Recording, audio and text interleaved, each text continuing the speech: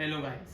आज हम हैं अक्षर दोषी के साथ में, जो कि है एक सीए के एस्पिरेंट और इनको डिप्लोमेटिक और पॉलिटिक्स के अंदर अच्छा नॉलेज है।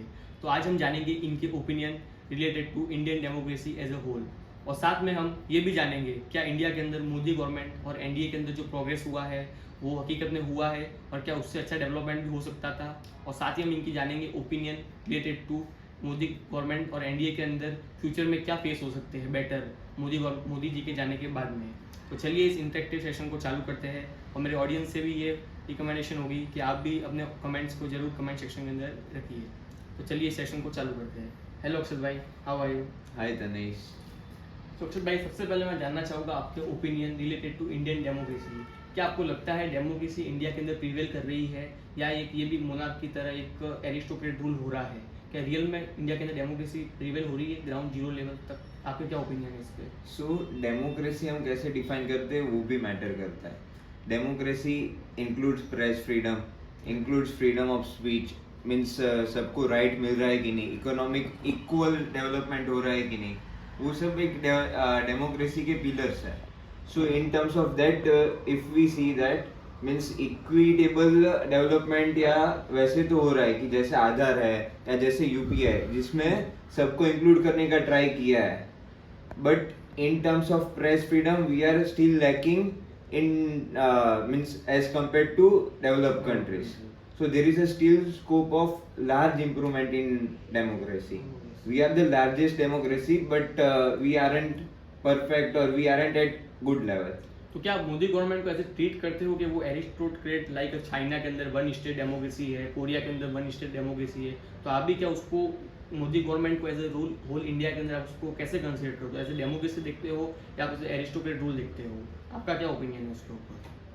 मैं मोदी गवर्नमेंट मीन्स एक्सपेक्ट यही करता हूँ कि वो भी डेमोक्रेसी को प्रमोट करेंगे, बट अभी जो हो रहा है कि जैसे ऑपोजिशन पे या उस पे वार हो रहा है, उससे उसके जगह इफ मोदी गवर्नमेंट डेवलपमेंट पे जो फोकस कर रही है बट और फोकस उस पे करे तो अपनी डेमोक्रेसी और स्ट्रांग होगी, क्योंकि हमको स्ट्रांग ऑपोजिशन चाहिए। एंड हिस्ट्री मीन्स इस बात का गवाह है कि कभी भी किसी भी पार्टी के पास, किसी भी कंपनी के पास मीन्स एकदम मोनोपोली जैसा आ जाता है ना, तब से ग्रोथ या डेवलपमेंट रुक जाता है। So we need a strong opposition and Modi government aren't doing anything or are doing something that prevents any competition.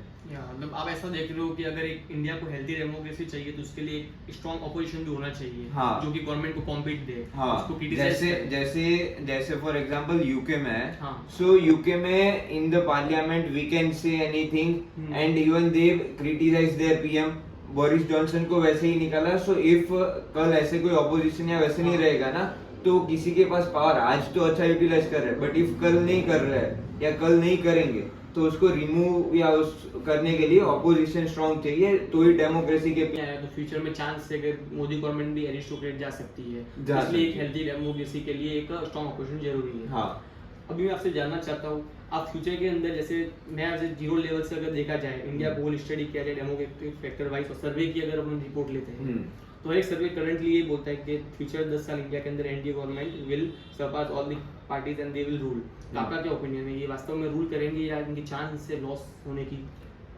till the time there is Modi, I don't think so any other party can even think of ruling India, because Modi का जो influence है वो and जो विश्वास है वो अभी लोगों में कायम है। एंड मोदी जब तक या कोई ऐसा गलत स्टेप या उससे नहीं करता तो लोगों का मीन्स विश्वास बरकरार रहेगा।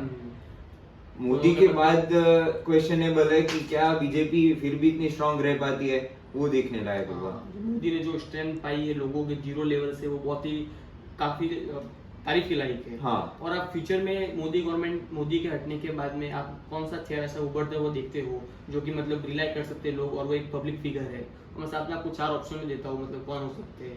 जैसे नितिन गडकरी, एस जयशंकर, योगी आदित्यनाथ, अमित शाह, और साथ में आप अपने ओपिनियन भी रखते हो अजीत डोभाल लाइक ऑल। आप किसका क्या ओपिनियन है? So means as a prime minister क्या होता है कि वो इंडिया का फेस होता है। सो वो हो सकता है जो रिप्रेजेंट अच्छे से कर सके, जो पब्लिक के ओपिनियन या इंडिया के ओपिनियन फॉरेन के साथ and in terms of convey means public को कन्वे भी अच्छी तरह से कर सके। तो उस मामले में I think so S Jaishankar बाकी सबसे बहुत आगे, बाकी सब भी इकोनॉमिक डेवलपमेंट या उनके फील्ड के डेवलपमेंट में अच्छा काम कर रहे हैं। But S Jaishankar as a public figure जो लोगों को कॉन्फिडेंस या वो ला सकते हैं, जो मीन्स इंडिया को इफ डेवलप करना है तो यूनानिमसली सारे लोगों को साथ लेकर चलना पड़ेगा।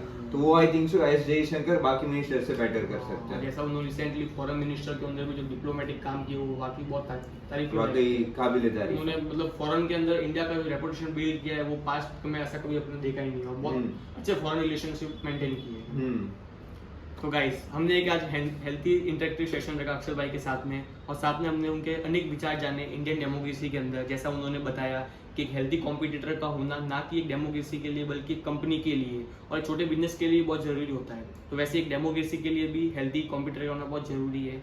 साथ में हमने ये भी जाना कि फ्यूचर में मोदी गवर्नमेंट राज करेगी, जिन्होंने मेंशन किया कि जब तक मोदी जी है बीजेपी के अंदर तब तक इनका रूल मतलब स्ट्रेट फॉरवर्ड क्लियर दिखता है। और साथ में हमने इनका ये भी ओपिनियन जाना कि फ्यूचर में मोदी जी के जाने के बाद में कौन आएगा और कौन रूल करेगा।